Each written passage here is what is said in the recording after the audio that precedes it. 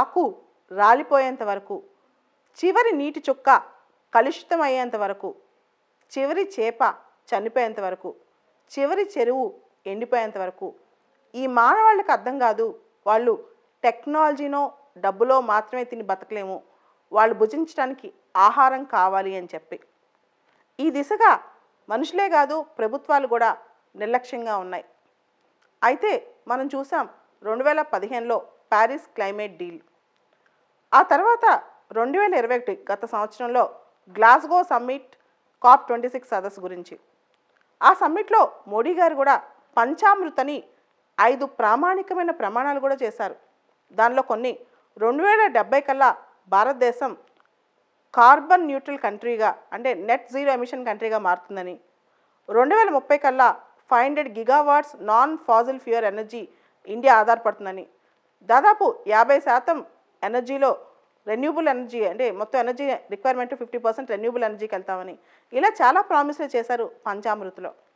అయితే వీటన్నిటికీ మోడీ గారు అనుకుంటే సరిపోద్దా?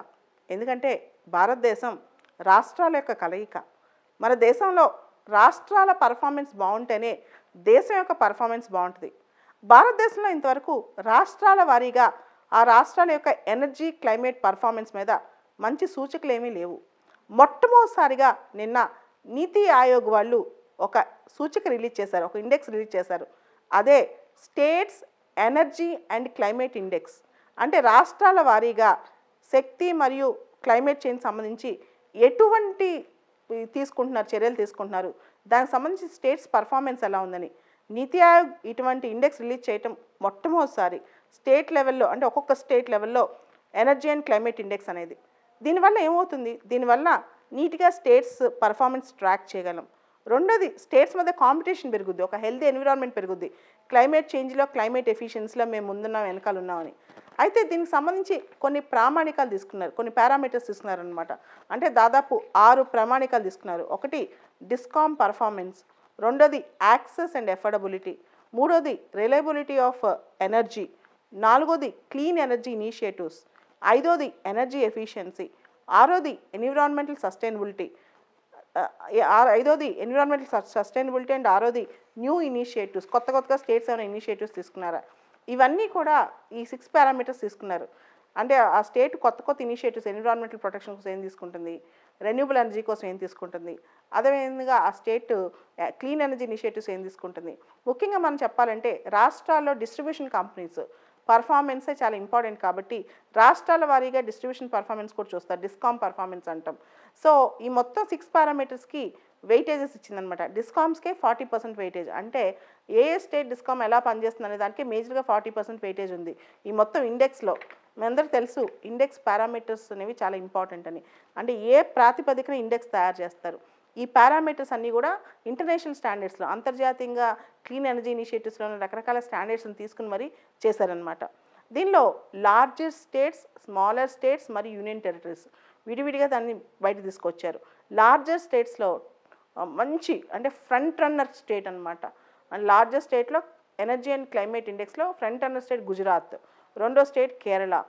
ఇలా గుజరాత్, కేరళ, ఆ తర్వాత మనందరం చూస్తున్నాం పంజాబ్ మూడో స్టేట్. అలానే స్మాలర్ స్టేట్లో మనం చూసుకుంటే బాగా ఫ్రంట్ రన్నర్ స్టేట్లో గోవా, తర్వాత త్రిపుర ఉంది. ఈ స్టేట్స్ అన్నీ ఉన్నాయి, ఇవన్నీ బాగానే ఉన్నాయి. అయితే వర్స్ట్లో పర్ఫార్మెన్స్ ఉన్న స్టేట్ ఏంటంటే ఛత్తీస్గఢ్ ఈ ఎనర్జీ క్లీన్ ఇనిషియేటివ్స్లో వర్స్ట్ పర్ఫార్మెన్స్ ఉంది. ఓవరాల్గా అయితే ఇలాంటి ఇండెక్స్ రావడం వల్ల స్టేట్ లెవెల్ నుంచి ఒక మెజర్మెంట్ ఉంటుందంట, ఒక మెజరబుల్ క్వాలిటేటివ్ ఇన్పుట్స్ తీసుకురావచ్చు. అదేవిధంగా క్లీన్ ఎనర్జీ కోసం ఎటువంటి క్వాలిటేటివ్ చేంజెస్ తీసుకొచ్చారనేది కూడా మనకు దీనిలో కనిపిస్తుంది. ప్రత్యూష, నువ్వు చూసావు కదా నీతి Aayog index for energy and climate. దీనిలో ఒక్కొక్క పారామీటర్ ఉంది, మొత్తం 6 పారామీటర్స్ ఉన్నాయి.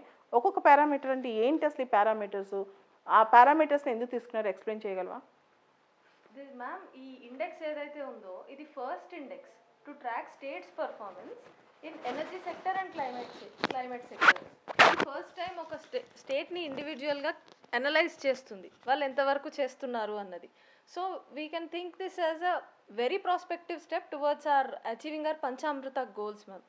ఇంకొకటి ఏంటంటే మ్యామ్, ఒక్కొక్క సెక్టర్లో ఒక్కొక్క స్టేట్ ఎక్సెల్ చేస్తుంది ma'am. For example CNG penetration ఉంది, సిఎన్జి పెనిట్రేషన్లో న్యూఢిల్లీ ఈజ్ ఎక్సెలింగ్. డిస్కామ్ సెక్టర్లోనేమో తమిళనాడు 4 రన్నర్లో ఉంది మ్యామ్. ఫారెస్ట్ కార్బన్ స్టాక్ మనం చూసాం, ఆర్గానిక్ ఫార్మింగ్ సిక్కిం లీడ్లో ఉంది మ్యామ్. అలాగే ఎలక్ట్రానిక్ వెహికల్ పెనిట్రేషన్లో unexpectedly Tripura state is leading ma'am. అవునా? అంటే మనం నార్త్ ఈస్ట్ ఏం చేస్తారులే అనుకుంటాం. నీకు తెలుసా త్రిపుర పాపులేషన్ 40 lakhs, ఓకే. కానీ ఎలక్ట్రానిక్ పెనిట్రేషన్ త్రిపుర టాప్లో ఉంది. అంటే కొన్ని స్టేట్స్ రోల్ మోడల్లో కూడా మనం చూసుకోవచ్చు అనమాట. ఇప్పుడు గుజరాత్ ఇప్పుడు టాప్ స్టేట్లో ఉంది, కానీ గుజరాత్ అన్నింటిలో ఏం బాగాలేదు. అవును మ్యామ్.